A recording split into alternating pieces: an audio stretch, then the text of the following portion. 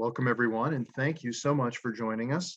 We are the Gaithersburg Episcopal Church of the Ascension Equity and Justice Committee, and tonight's presentation is the conversation on social and criminal justice in Montgomery County. Our guest is going to be, we're still waiting for him to arrive, but there's no reason why we can't get started with the introduction. The guest, of course, is Will Jawando, who is an at-large councilman. So he represents the constituents. If you live in Montgomery County, he is one of your councilmen. Our committee, under the leadership of our rector, Reverend Javier Garcia Ocampo, and chairwoman Lori Yell, is active on many fronts, including advancing and celebrating ethnic and cultural diversity, working with elected leaders on causes such as criminal justice reform, which is the main focus of tonight's meeting. We're standing with faith leaders throughout the county and the nation, for that matter, to combat all forms of inequity. Tonight, we're blessed to be joined by members of the Episcopal parishes throughout Montgomery County, along with some concerned citizens who've registered for this event. A special thanks goes out to Reverend Beth O'Callahan, Dean of the North Montgomery region of the diocese and rector of St. Nicholas Church in Darnestown, and she's been a tremendous help with outreach for this event. Tonight's guest, Councilman Jawando, is an attorney, activist, and community leader with a lifelong dedication to public service. He served in various capacities in the Obama administration. Afterward, he continued his dedication to public service in Montgomery County in many ways. In 2014, he founded Our Voices Matter Maryland, a social justice nonprofit that works to develop broader civic engagement, grassroots activism, and leadership.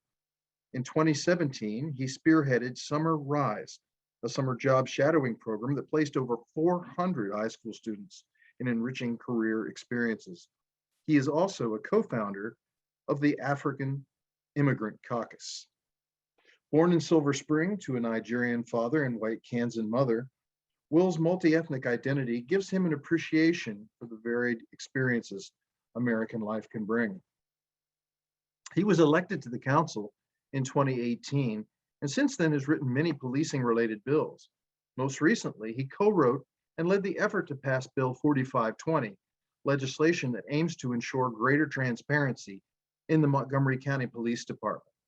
He was also lead sponsor of the Law Enforcement Trust and Transparency Act, which aims to ensure that when a police officer is involved in the death of an individual, investigations into that officer's conduct are independent, impartial, and transparent. He was also lead sponsor of legislation that requires Montgomery County's police chief to adopt a use of force policy aimed at safeguarding all community members from excessive use of force by police. And in 2019, he co-sponsored legislation to create Montgomery County's Policing Advisory Commission. So you can see from that impressive resume, certainly why we wanted to involve him in this meeting and with the activities of our church and committee. And in addition to that, we hope to discuss some things that are going forward and also activities that are contemporaneous, such as what's going on with the state of Maryland, the comments made by the governor the other day about promoting a huge policing and crime bill in the legislative session, which began, I should say, yesterday. Well, welcome, Councilman Jawando. This is an audience comprised of the Gaithersburg Episcopal Church of the Ascension and its Equity and Justice Committee, as well as numerous other guests from throughout the county and Episcopal parishes, and a few other concerned citizens who just signed into us. And if I can kind of loop back to what we plan to sort of kick this discussion off with, we're talking about polarization and just how polarized society is in general. And you kind of pile that on top of when we're talking about police reform and a subject that is already rather polarizing. And we see it now with the defund the police debate and everything else. And the question becomes, and really would like to hear your insights on this, what can be done to get people to work together toward a common set of objectives to make some progress in this arena. Well, I appreciate it. It's a weighty topic and important issue. I do want to do just a time check since Absolutely. I'm delayed. How long do you want me to speak, and then do you want to allow for questions? We had allotted 7 to 8 before you were detained. Okay. And the format was such that I would ask questions, and then the audience, of course, would be making comments and questions in the chat. Great. And we would play it a little bit by ear. A lot of these things just sort of work that way. Sounds good. So okay. that's the game plan, and we are delighted to have your input on that as well. Great. Well, I appreciate that. Yeah. And I want to know, I have a lot. You invited me because I do a lot of work on this topic. I have a lot to say. So I want to make sure I'm being hard to miss. Respectful of your process. Well, first, thank you for having me again, and for taking an interest in this issue. I think one of the things, despite the polarization, that has given me a lot of hope that we can make progress on issues like this is that so many groups like you, people who are come together that may or may not have been aware of the depth and the severity of the issues with police in community, in public safety and community, particularly with communities of color, are now, after unfortunately having to watch a murder, it is a murder. The verdict was rendered in the George Floyd case, and we had to all watch in horror for almost 9 minutes. And but many people who weren't aware of the issues that could allow that to happen in a relatively calm way, right? You can't look at that and say that there's not something really broken and wrong with our system of public safety, particularly as it relates to people of color. And so one of the things that gives me a lot of hope is that many people are taking an interest in looking into the data and finding out the history and what has happened and what we need to do. And that's a good thing. And it may, despite the polarization, I think that's a really good thing. And I think that one of the ways we get around it and try to have a productive conversation, and by no means have I figured this out. I'm in the middle of it right now, just like everybody else.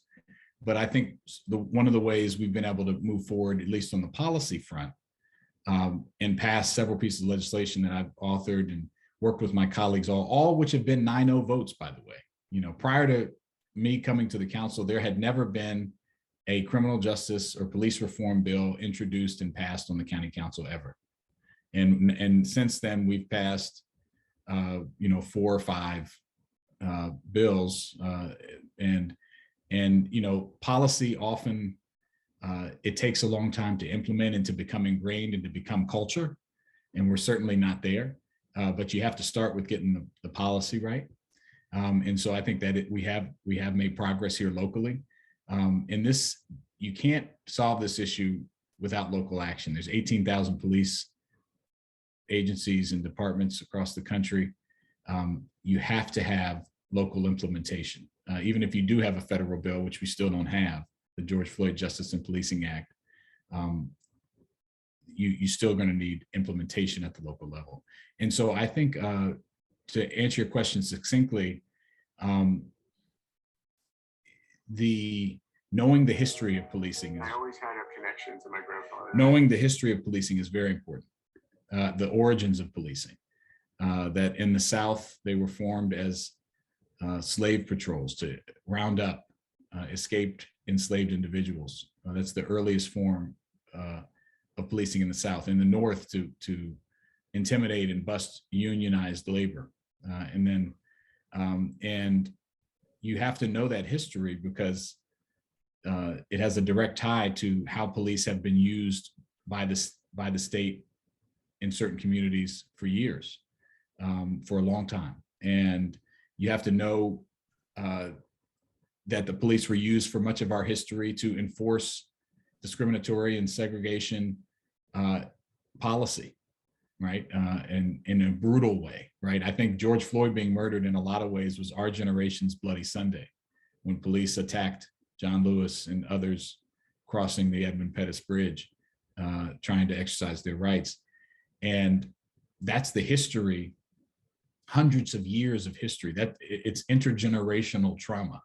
It doesn't go away. You know, if you talk about a thing about the talk, why African-American families talk with their children about how to act when they encounter police, and why that's a common conversation throughout millions of families, that develops over hundreds of years of trauma and mistreatment, not by every individual person, but by a system, right? And so you have to understand that. And we don't do a good. We're in a moment in time now where we're arguing, are we going to tell the truth about what's happened in this country? This whole critical race debate is about, are we going to tell the real truth, the unvarnished truth, the good, bad, and the ugly about what happened to create the conditions we live in right now? Where, you know, and certainly in policing, you cannot deny that. And you have to understand that, because context is important. And then I would say, then you look at data, right? Understand the context, look at data about what's happening in our communities. You know, you should know that 50% of the arrests in any given year in Montgomery County are of Black residents, right? We arrest about 20,000 people. Half of them are of Black residents. Black residents account about 20% of the population. So if we can't answer why that's happening and where it's happening and what the arrests are for and who's, you know, we should be able to answer those questions when you have a large disparity like that. And I've started to, you know, over the course of my time on the council, to ask those questions and try to get those answers. And then I think you work on right sizing the role of police. You know, this is somewhere I think there is some agreement, and where I think there's a lot of hope. We have asked our police to do too much. We have asked them to respond to everything from the cat in the tree to the murder in a community, and everything in between, to someone, you know, who's dealing with a mental health crisis, someone who's experiencing homelessness, to move them along. The list of things has grown over time. And they're things for which the police will admittedly say they're not qualified to handle, nor should they be handled. And that has led to disparate interactions with certain communities that are more likely to be homeless. More like 80% of the families homeless in Montgomery County right now are Black families. 60% of the homeless are Black men. And so you're going to have disparate interactions when you make police who are law enforcement, who are not social workers, not counselors, not housing coordinators. When you put them in situations where what they've been trained to do, you're going to have disparate outcomes. So a big part of this, and the police agree with this, they're like, no, I don't want to respond to the person who's homeless and urinating on the side of a building and is not violent. That's not I shouldn't have to respond to that and arrest that person. And so I think there's some productivity in right sizing the role. I think if you ask most people, they think police should be focused on preventing and solving violent crime, you know. And so I'll pause there. I think because I'm rambling now, but those are some of the things. I think the history, the data, and then examining the role of what police play in our society are areas where I think there can be some common agreement, and hopefully help to lay the framework of getting us to a different place. Well, I'll tell you, if that was a ramble, we all just got a lot smarter for it. So I appreciate that. Let me go to sort of the other end of that spectrum, and something you've also been involved with. You authored legislation that required the revision or adaptation, you can fill us in on that, of the use of force policy. And that was a fairly recent history of the passage of that legislation. I'm wondering if you can update us about the status of that new policy and just your views of how we're doing in that regard. Sure. Yeah. Thank you. That was a bill I was very proud to work on. One of the things, you know, we give our police a lot of power. We, more than any other governmental actor, we give them the power to deprive people of liberty, to incarcerate, to detain.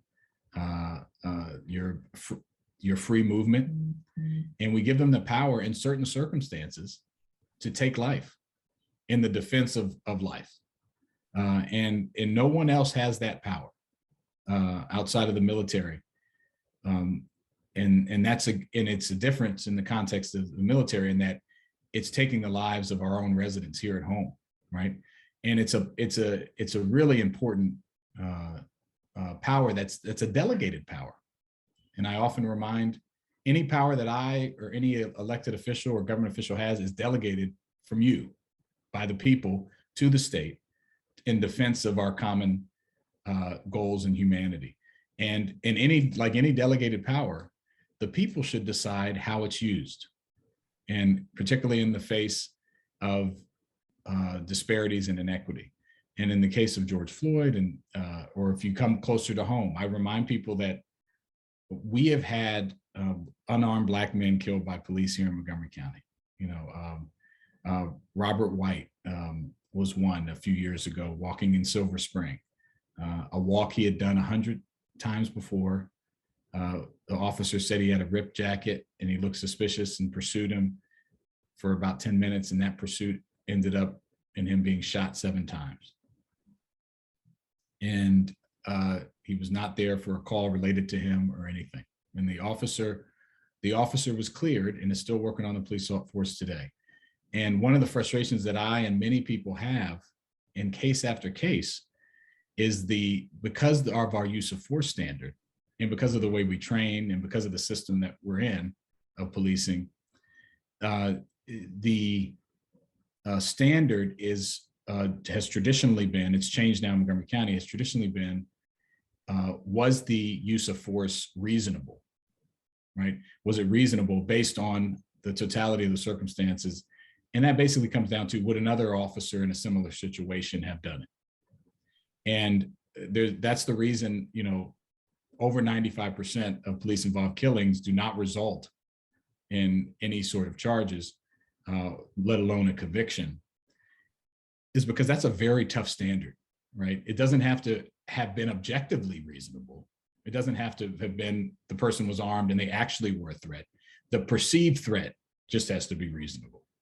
And so what we did with the use of force bill, and we worked on this and modeled it on some language that was in the Peace Act, the Federal Peace Act, was that we raised the standard from reasonable to it had to be necessary, right?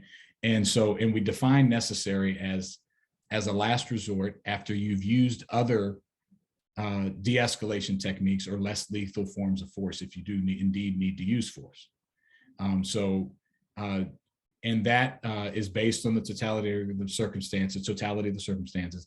And the goal was to raise the standard, to say that power that we vest in you has to be used very carefully, and it should be a last resort in any instance. And we want to err on the side of life, on the side of, because you can't, there's no way to roll that back. And the power imbalance is great. And so I think it's a good step. The state used that standard and took that necessary standard for the use of deadly force and used it in the state law months after, about a year after we passed the county law. And so that now is the standard in the state of Maryland. The courts will have to litigate it. Now, here's the key, and then I'll pause.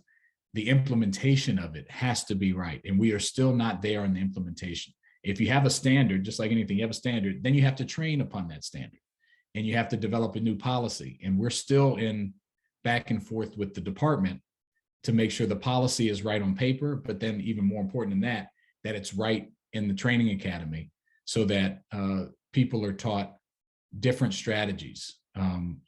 If for example, if you're alone and you think someone you need to engage, maybe you should call for backup and just stay back and not engage and get in a one-on-one situation where you might feel your life is threatened and you have to use deadly force. It's things like that. It's just a very real life example of training differently so that we can get a different outcome. Because if you look at the data, who's killed by police, who has force used against them in Montgomery County today, 55% of the people who have force used against them in an interaction are Black residents, 55%. If you use Latino residents, you're over 75% of the people who have force in an interaction used are Black or Latino.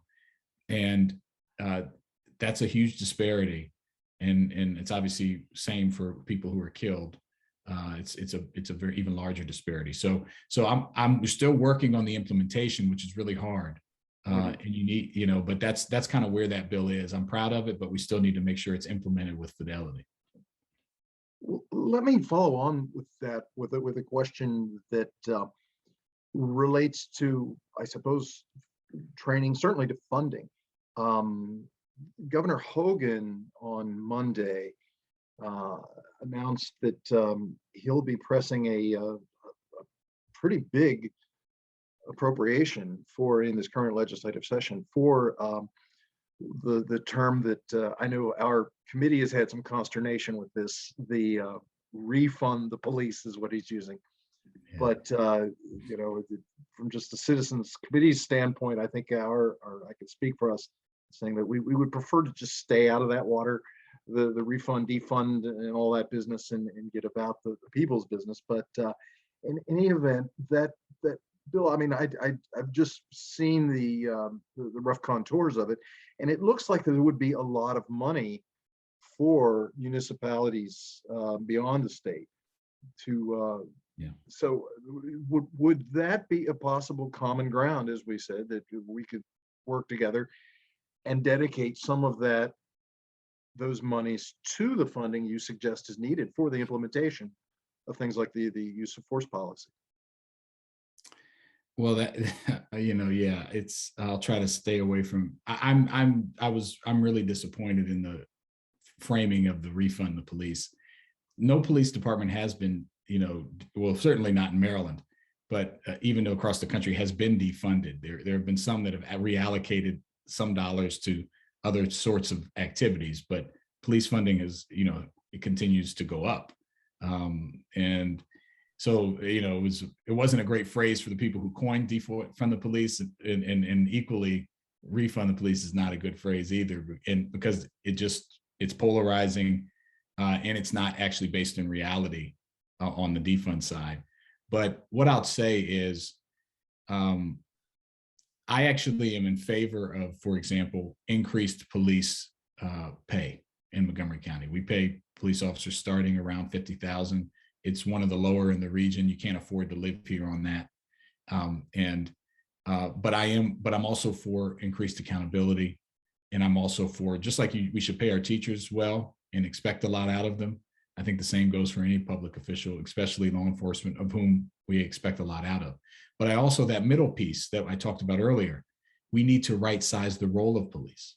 They're doing too much. And so I'll give you an example. In Eugene, Oregon, for about 40 years, they've been doing a program called Cahoots, where when a call comes into 911, the 911 call takers are trained to ask the right set of questions to divert calls and responses that don't need a police response to people who can handle with those. They're either crisis intervention counselor, a social worker, depending on what the issue is.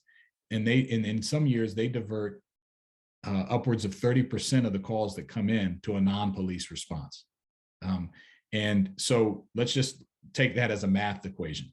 So if in 1 year, and we are consulting with Cahoots and are implementing a crisis now response model here in Montgomery County right now. We're in the beginning stages of it. We funded extra counselors and extra teams, and we're trying to get that up and running. So if you can reduce the amount of calls that come in that police respond to by 30%, right, in 1 year, that gives them more time to spend on other things that are more appropriate, like solving and preventing violent crime. And I think in that context, this whole refund doesn't make a lot of sense, because if we agree that we need to right size and reallocate and not have police doing everything, then the idea that we're going to increase their numbers so they can continue to do everything and more is really a doubling down on the failed system we have. I think we need a smaller, more focused, more highly trained, more highly paid police department that is focused on the right things and has the right training and the right accountability. And I would have liked to seen the governor take that type of approach instead of this really knee-jerk reaction, political reaction. Crime's up, which it is everywhere, coming out of a global pandemic where we haven't addressed the root causes of desperation, of crime, of poverty, of lack of affordable housing, go down the list. I'd rather spend those money on those areas and not just say we're going to police our way out of the problem. And much of the funding he's proposed, the $500 million he's proposed, is to increase the number of police, is to increase pay, to build new facilities and things like that. And so I'll never say in a whole package, is there something that we might be able to agree on, potentially. But I think the framing, it was done in such a way to say crime is up, these people are bad, and we need more police to stomp it out. And I think that's the wrong approach, because again, police don't, the data on policing, police don't prevent crime. Police respond to crime after it's happened. What prevents crime is the social contract and social network and framework and investments that give people opportunity. It's a very small percentage of people who are committed to doing horrible things all the time, no matter what. That's a small number. And there are people in that category that need to be incarcerated and that need to be removed from society, but that's a small number. And so I just think it's the wrong framing. It puts fuel on the fire, and it takes money away from the things that we do need to be investing in that will actually keep all community members safe and help them to thrive. With respect to some of those things, you said the average salary, I believe, or beginning salary was $50,000 a year, which is not quite a living wage, certainly for a family in Montgomery County. Is there a possibility, maybe this has already happened and is happening, but we've discussed this at our committee, the possibility of providing incentives, the promotions, bonuses, overall salary increases for taking additional training in areas such as racial sensitivity, de-escalation. You probably know more than I do. So yeah, sure. Is that something we're looking at here in Montgomery County to try to bring the police force to a higher standard? Yes, I think that is part of it. I introduced a bill called the Community Informed Police Training Act, which is pending right now. The Community Informed Police Training Act that would do kind of what you're talking about. It would add an additional 6 weeks onto the academy to learn things that aren't typically taught. The history of policing, which I talked about. If you're going to be a police officer, you have to know the history of policing and what's happened in communities. That's important context. You need to understand de-escalation techniques, both verbal and physical. I'm the one council member who's actually worked at the police department. When I was a senior in high school, I did AmeriCorps before I went to college, and I served a year in the 3rd district in the police department as an AmeriCorps member, and I did victims assistance, and I played McGruff the crime dog at schools and went on a lot of ride-alongs and logged evidence. And so I have many friends with police officers, and one of my great mentors who's actually the chief of police for the park police here in Montgomery County, Daryl McSwain, who at that time was Sergeant McSwain at the 3rd district 20 years ago. He says something which I agree with wholeheartedly. The number one tool a police officer has on the beat is their mouth, their ability to de-escalate and communicate with people verbally. I think we have underinvested in communication skills as far as who we bring in, the recruitment and the right type of person, but also in what we train them to do. And so this bill is a partnership with Montgomery College, which has 600 criminal justice students right now studying at Montgomery College who want to enter the field to train in those areas: de-escalation, history of policing, communication skills, racial equity. What is racial equity and social justice? Most people don't know what that means, right? And understanding those things. And we're working with the police on that bill. So I do think it's a long way of answering your question. I do think there is a need for increased training. If you go to South Korea, if you go to the Netherlands, law enforcement train for 2 or 3 years before they hit the streets. In the US, it's almost like going to law school. I'm a lawyer. I went to law school for 3 years. In other countries, they do that. Here in Montgomery County, we do 24 weeks. You do 6 months and you're on the street. In some places, it's as low as 14 weeks. In some parts of the country, some places it's as high as 30, but we're well below other parts of the world. And so I think we could benefit from an investment in training. But I will say, big caveat, you can't just do that investment and not have the change in the form and function of what police are asked to do.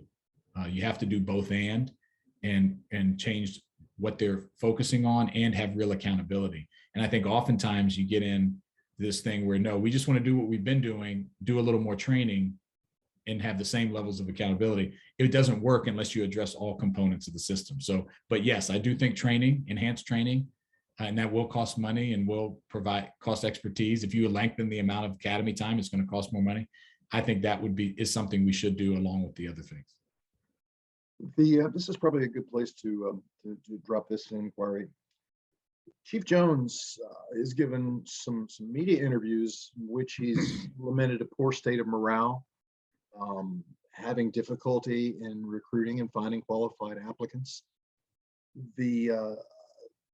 Which raises, I guess there's two ways this question goes.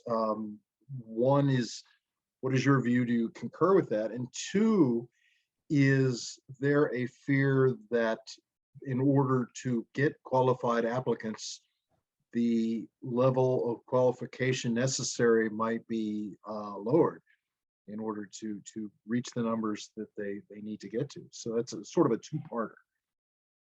Yeah, absolutely. The morale is lower.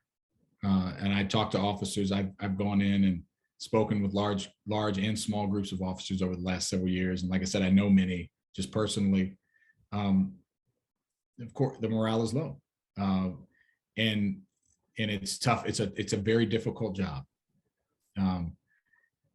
But those of us who are called to public service, we have to do difficult jobs, in the face of tough circumstances, and I'm called everything under the sun, a lot of times during the day, on social media and everywhere else. And police officers are having to deal with tough situations.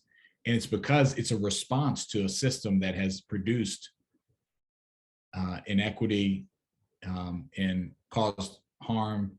And not in every specific instance. There are absolutely good police officers who are doing great work and get up every day and are serving our community well, but they're operating in a system that doesn't serve the community and the society overall well. And that's a tough place to be as an individual, and I know, and that has produced a moment that we're in where morale is low, because it's tough to, if the public doesn't trust you because of what's happened before, and so that is absolutely that exists. Now the answer to that though, is to make the system better and to improve community trust by changing the way things are operating. It's not business as usual. And that's where I think it's difficult, because you have some say, well, just support the police. Well, you can't support, you can support the entity theoretically, but you can't support a system that's producing the deep inequity and pain and suffering in certain communities disproportionately. You can't just support that without blindly. You need to see change. And it's one of the reasons I introduced the Community Force Informed Police Training Act, is because those 600 students I told you about that are studying criminal justice at Montgomery College, I think are part of the answer to this.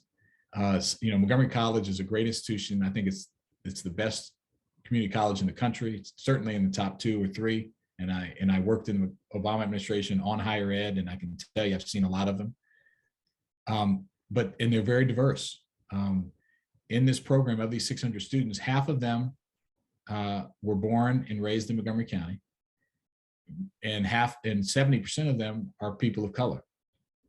Problems we have both in our police department. Over half of our police department does not live here, and only in a small group are people of color.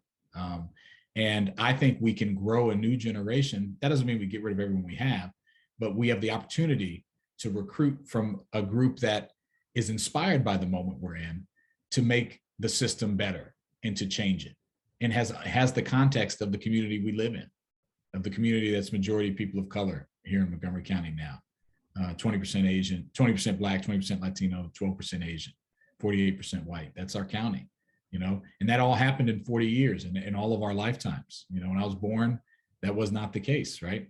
And so these students have grown up in that, understand it, and want to help their community. I think that's a good resource to tap into, and I'm trying to form that relationship. So I think the morale is low, but the answer to that is to change the way we've been doing things so that the trust can build over time, and that we can recruit new people in who want to be a part of that change.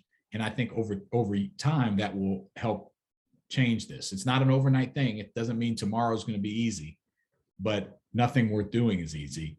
And I do have a concern, to answer the last part of your question, that we are going to, in a rush to try to bring people on.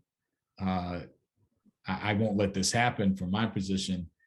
Change standards. I don't think that's the right answer. I think we need to go, while I'm for increased pay, I'm also for increased training and accountability. And so I think that would be the wrong answer, and it wouldn't do dividends. We'd be right back here again in a few years if we did it that way. One of these, probably arguably the principal reason to have policing, is to deal with crime.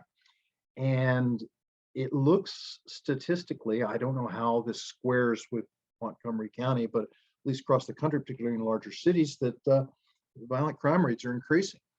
Mm-hmm. And it is concerning that if we look back historically, you see legislative bodies tend to respond to that with overreach. 3 strikes laws, the increased penalties for crack cocaine, et cetera, et cetera. We probably give many more examples. So with that in mind, one, what can be done to be a calmer voice out there right now, to say basically what you're saying about there are better ways to try to combat this? And do you find that Montgomery County is similar with regard to increased crime as some of the larger jurisdictions, Baltimore, Washington, D.C., in our neighborhood? Yeah. Well, I appreciate that. It's a great question. Yes, there has been some increase in some crimes, right? Obviously, the context here is different than places like Baltimore, Chicago, or DC. DC's had over 230 murders last year. We've had 35, right? And 35 for us is a high number. We're normally between 15 and 20. There have been years where it's been in the 30s, going back to the early 2000s and the 90s. So, while a high number, it's not, totally out of whack of what's happened before. Again, we're a county of 1.1 million. So 35 people, you can do the math of every life lost is horrible, but, in a county this big, that's not a large number. You'd look at some place like Chicago, it's, close, 1,000 murder, places where it's really, really significant. And I think that's one of the reasons we have a unique opportunity to try innovative new approaches to community safety and public safety. And I'm being very intentional with my words about community safety. I think part of the problem is embedded in the way you asked the question, Ed, and this is not against you, everyone does this, is that police equals public safety, or police equals crime prevention. And it's less of an equals, it's more of a squiggly line, I think, or, in that there are a lot of things that reduce crime. And police are one of many things that need to be part of the set of tools. A strong education system, a strong recreation, a good healthcare system and mental health system, employment and living wage jobs, housing that's affordable and high quality, that create the context for reduced crime. And I think, unfortunately, because it's easy to do, that connection between police and crime is the strongest. And that's where the knee-jerk reaction goes.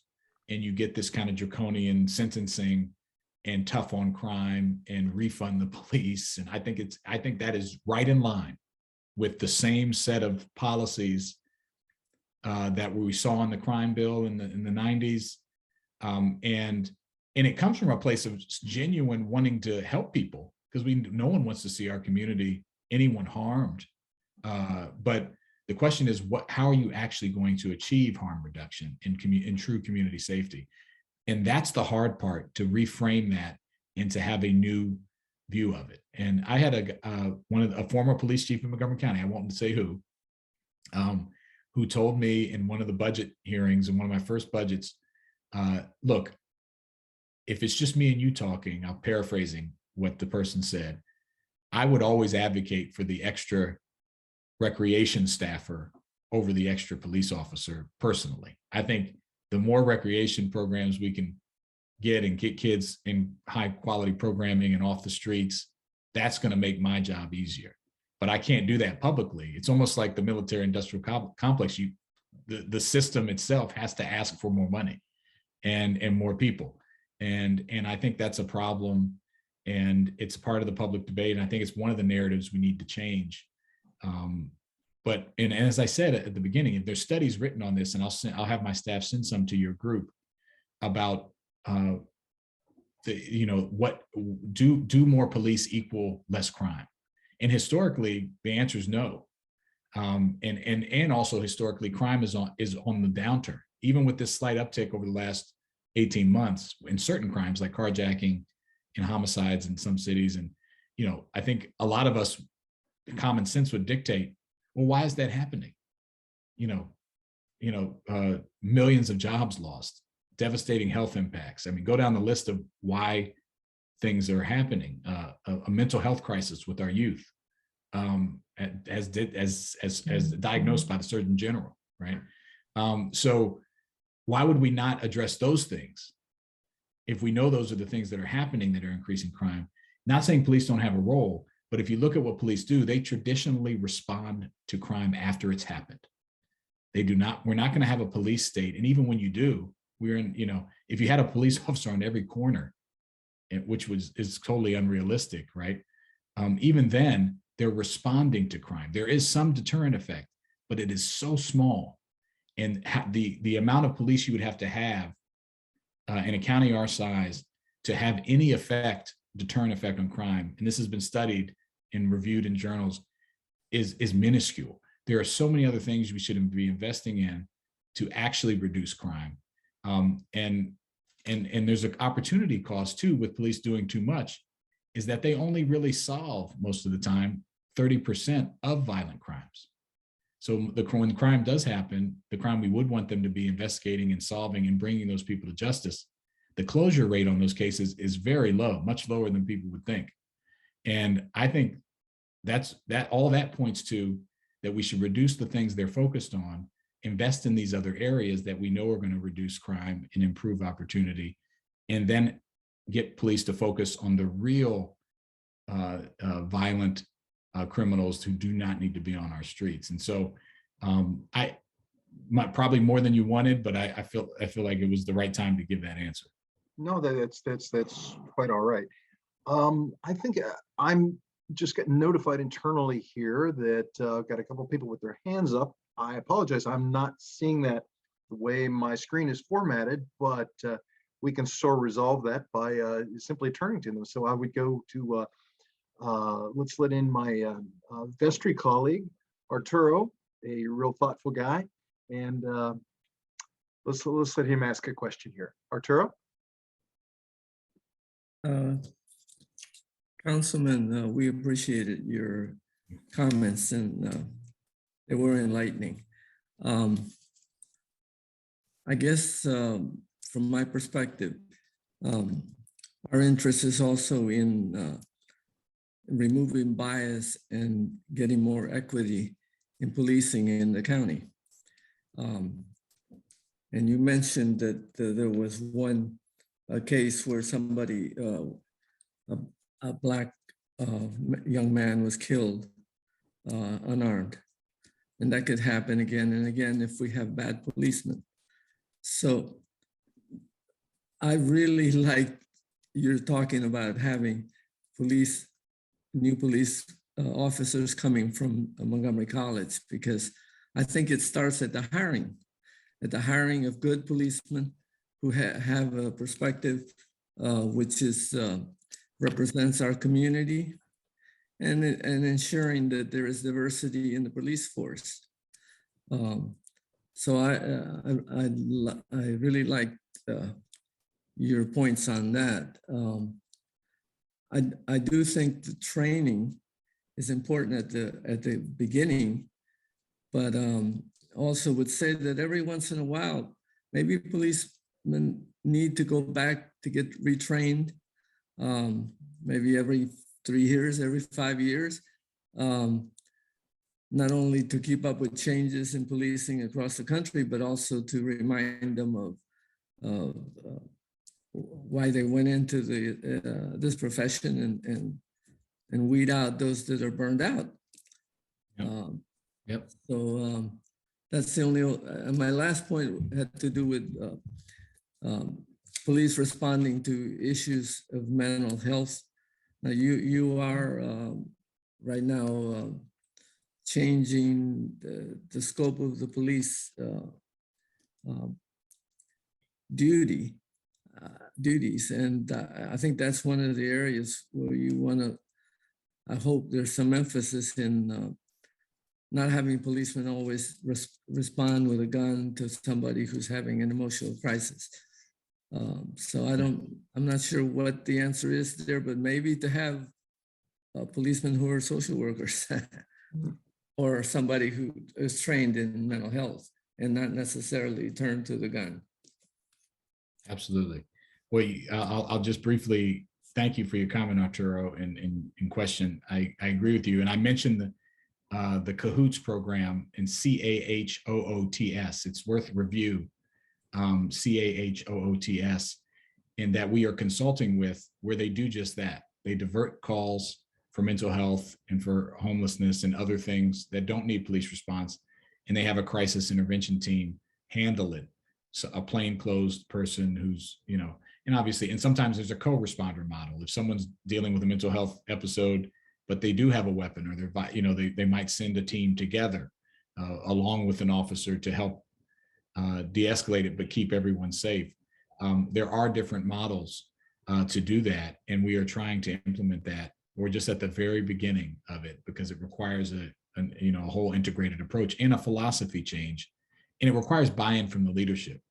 Chief Jones was mentioned earlier. You have to believe that we can do something different and want to do it different, and I think that's an area where it's really important at the local level to have that type of leadership because this is hard. Change is hard. We as humans hate change. We like doing the same thing the same way all the time. And nowhere is that more evident in these kind of systems that have been operating a certain way for a long time. And then you add the pressure of the moment we're in. So I agree with you on that. Just briefly on the psychological piece, on bringing the right people in. I wrote an op-ed, and if my staff's in, I'll ask them to put it in the chat if we're able, or I'll put it in when I'm in a moment, about how I think we need to reimagine public safety. And there were 3 main areas. There were who we bring in, so who we recruit and what we train, how we train them and what we pay them, kind of the entry point. Then it was, what do police do? What are we asking them to do? We've talked a lot about that today. Are they doing the right set of activities? Are they focused on the right things? I've obviously argued that they are doing too much. And I know police feel that way as well. And then there's the accountability and transparency. And when there are bad actions, when something does happen, is there justice? Is there accountability? And does that happen?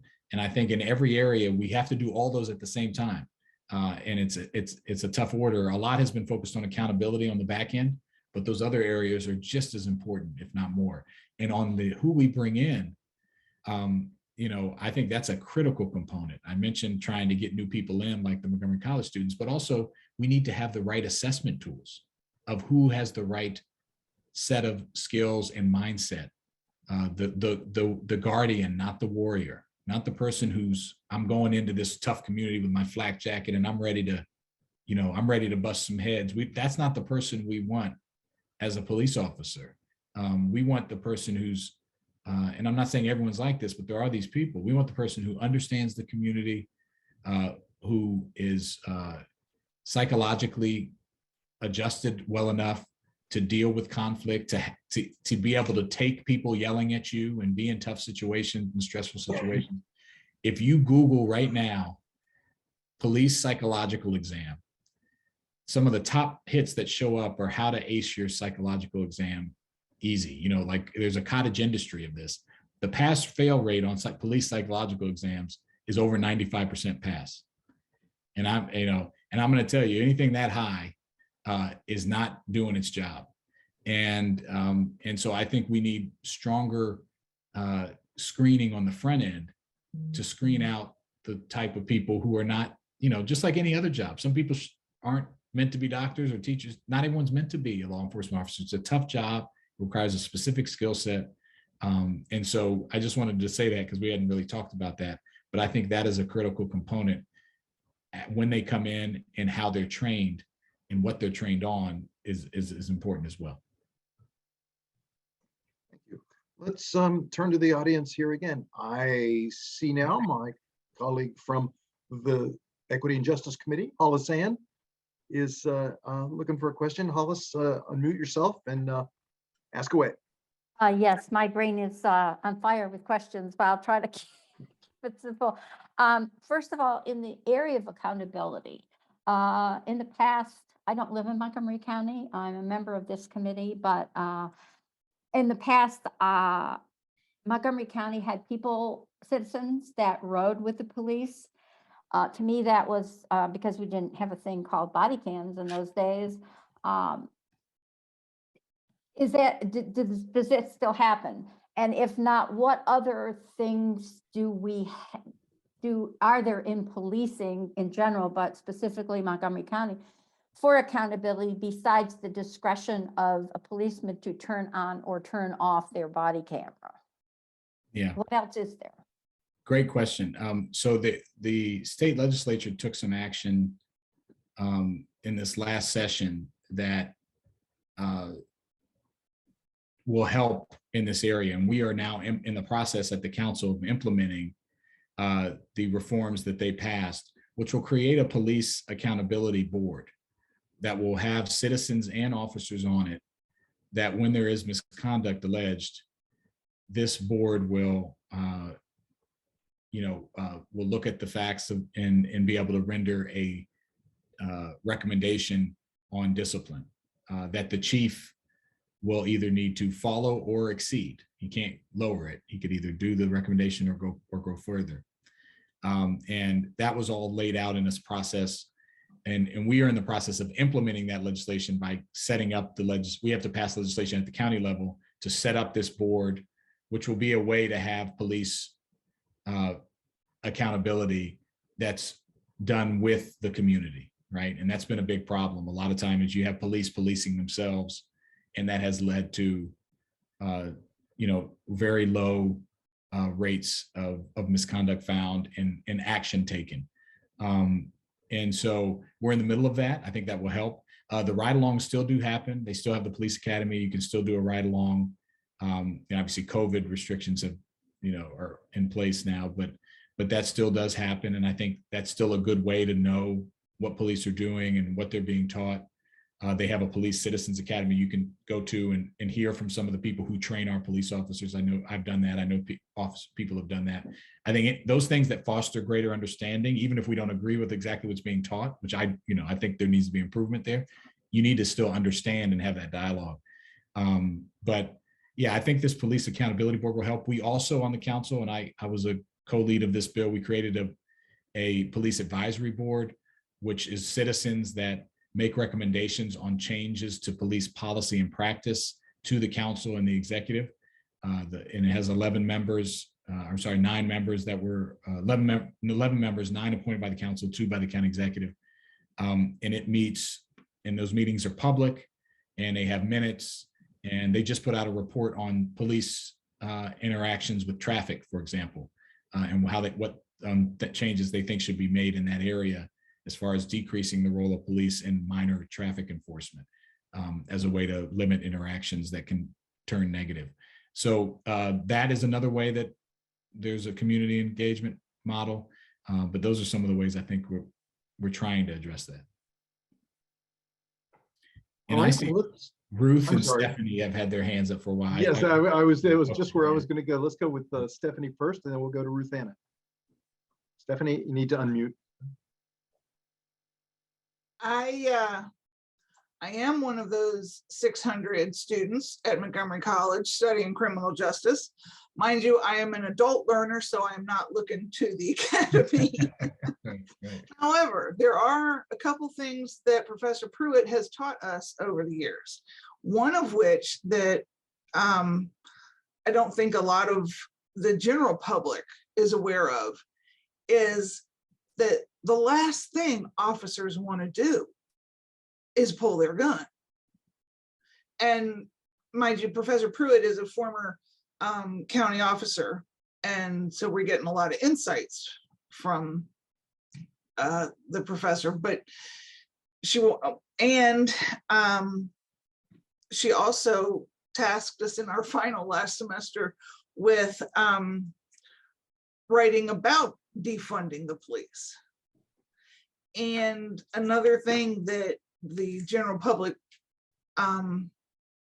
needs to or should be aware of so that they don't get all up in arms so fast is that, as you said, Councilman, it's not taking police off the streets. It's not taking funds away from the police, but it's also, it's more like reallocating the funds and stuff. Now, as I said, I'm not on a track towards the academy. One of the things that I'm focusing on is victim advocates. And my lofty goal is to be with the state's attorney's office as a court representative. But still, there are a lot of ways that the community can get involved and should get involved to help bridge the gap between what the police are responding to and how volatile situations can be. Absolutely. And you've got the Montgomery College purple in the background there. So, so thank you for that. And please tell Professor Pruitt I said hello. She was one of the officers that I worked with and got to know in 1999, 2000, when she was Officer Pruitt at the 3rd District Station. And she remains, and I was able to 20 years later award her a citation from the council when she became the first Black woman to ever achieve the rank of captain in the 100-year history of the police department, Montgomery County Police Department. And we presented her with a citation. And so I know her very well. And she actually helped work on the Community Informed Police Training Act that I partnered with Montgomery College on, that's pending right now. So I'm glad you're getting great experience from her, and she's seen the whole gamut. And you're right, officers, they don't, I think, I'd said the small amount of people committing crime because that's all they're going to do. It's even smaller amount of officers that get up and want to do harm or shoots a resident or somebody. No one wants to do that. Or a very small percentage wants to do that. It's the system, it's how they're trained, it's what they're asked to do, it's where they're asked to go. It's that leads to, it's bias baked into our community, right?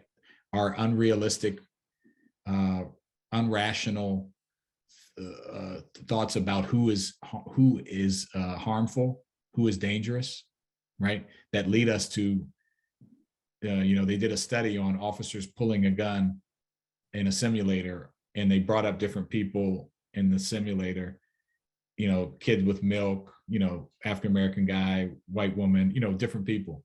And what it showed across the board is that the Black unarmed individual was shot more, the gun was pulled on more for those people than the white armed individual. It was a faster response time to the gun came out in both, but it was a faster response time.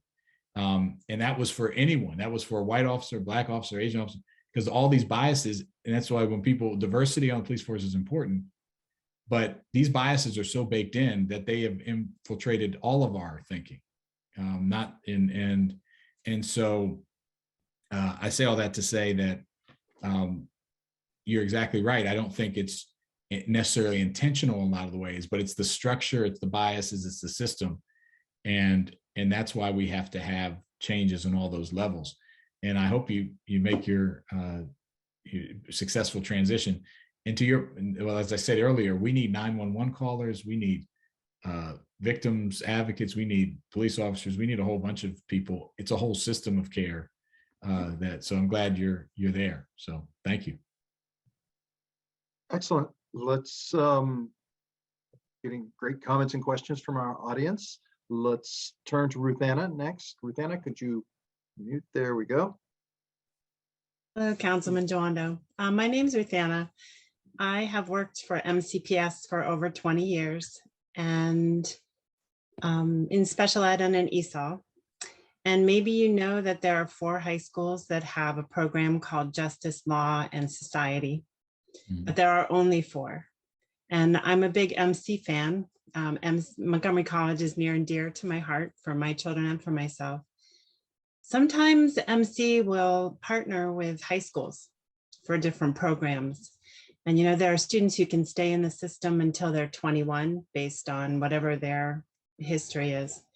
But I would love to see that type of program expand to the high schools, sort of get them ready for MC, maybe even start a little earlier, because I think the impression that the programs can make on the students, not every student is college bound, and I think could really maximize potential for a lot of students if they have the chance to grasp that opportunity at a slightly younger age or be exposed to what that could be like to work in criminal justice.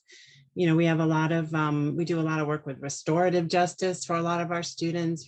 We've got, I shouldn't say a lot, but there's gang activity in the schools. Yeah. And I just think it would be great if there were more than 4 high schools, there's probably like 1 in each quadrant, right, that has that program, but it would be nice if it could start at an even younger age and get them make connections.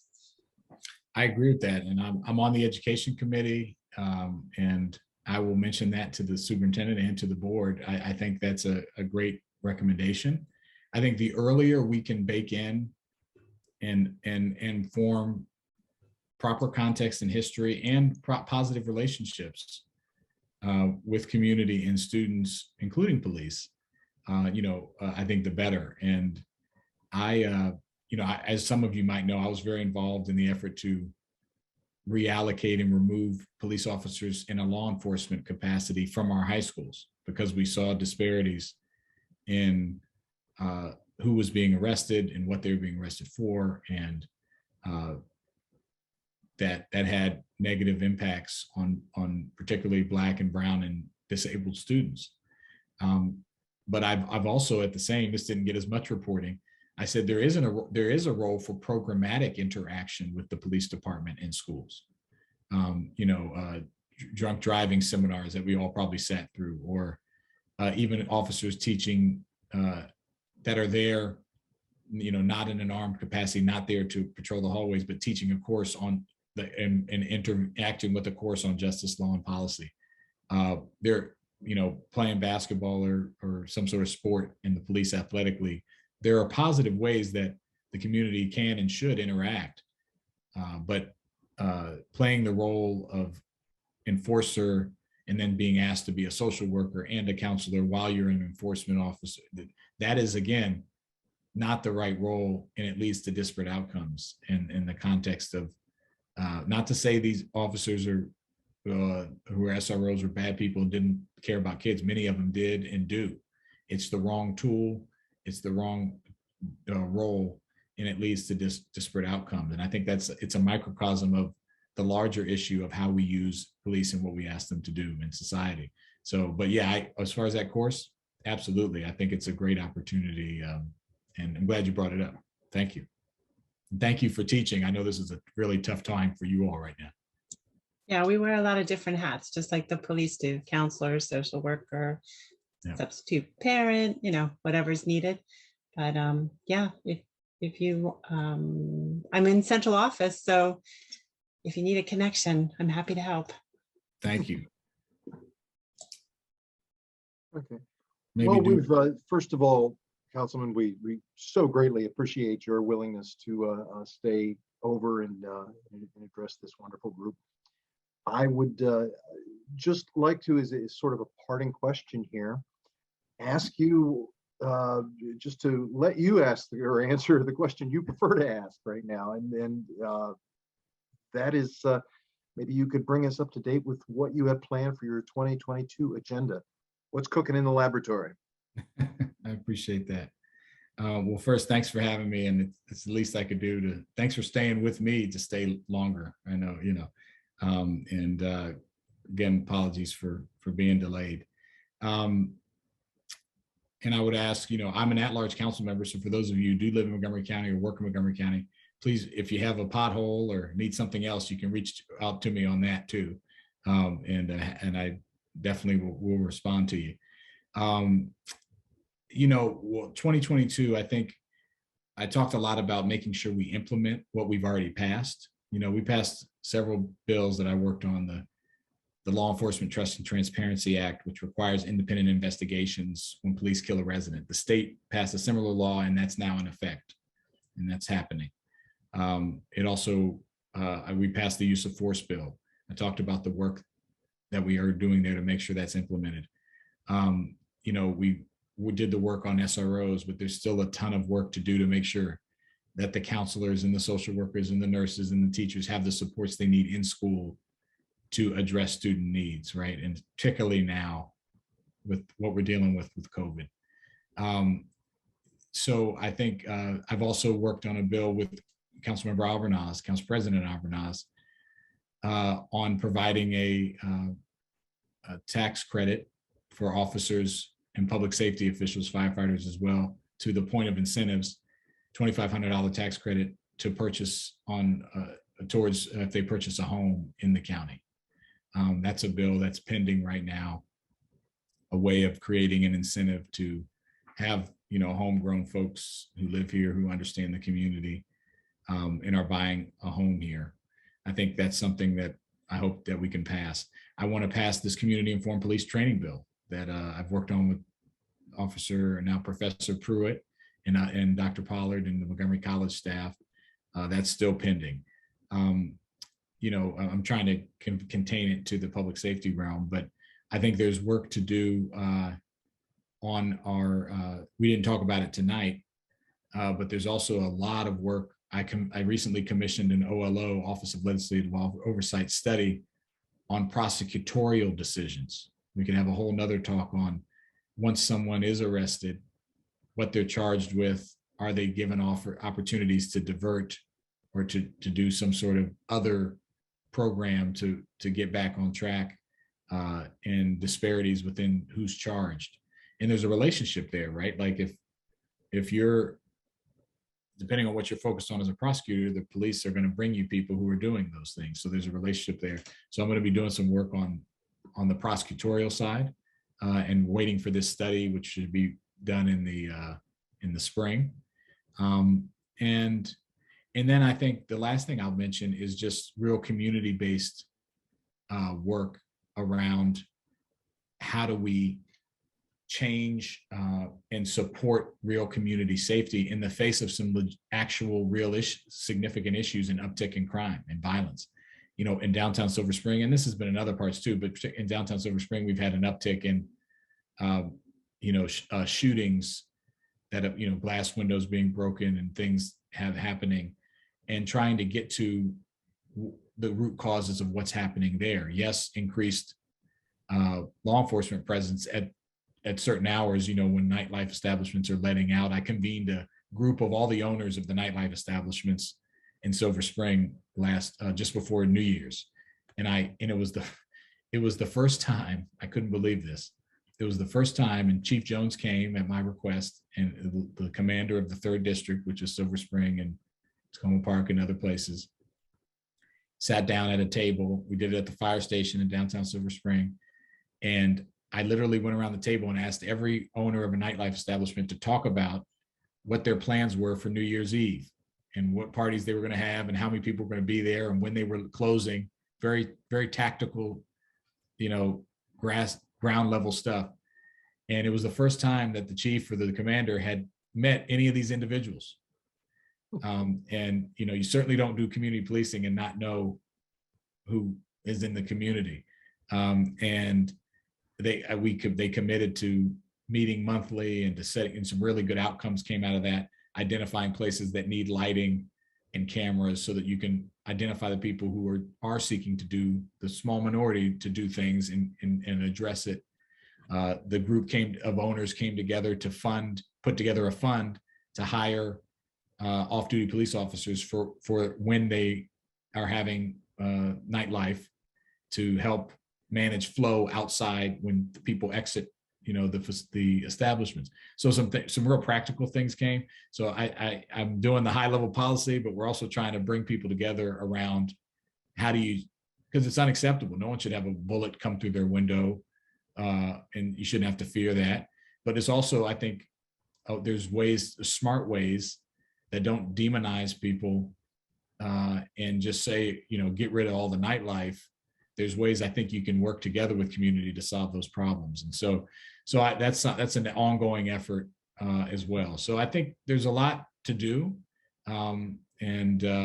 But I think with continued community engagement, like you all are doing tonight, which I really want to again praise you for, my plea would be, don't let it go.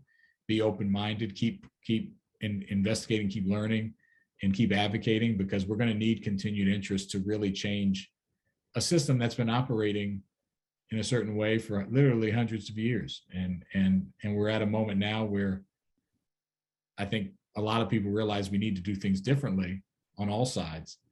And we're going to need to figure that out together and get through that together. So I'll continue to do that, hopefully with your engagement and your help.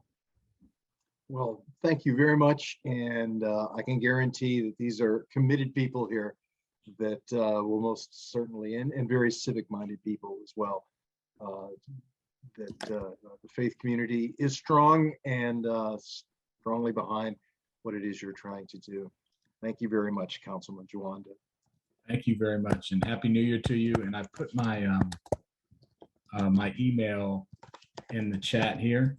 And so if anyone needs to reach out, please do. But it's just councilmember.jawando@montgomerycountymd.gov. It's way too long of an ending. I want us to change it to MoCo. but anyway, take care. Thank you for having me, and I look forward to being in touch. Okay, take care. All right. Well, thank everyone for attending tonight's Gaithersburg Episcopal Church of the Ascension Equity and Justice Committee presentation of a conversation on social and criminal justice in Montgomery County, featuring Councilman at Large Will Jawando. I'm Ed Armstrong. Have a wonderful rest of the evening. And please do visit www.ascensionmd.org to learn more about the great programming and good works of the church and of the committee. Good night.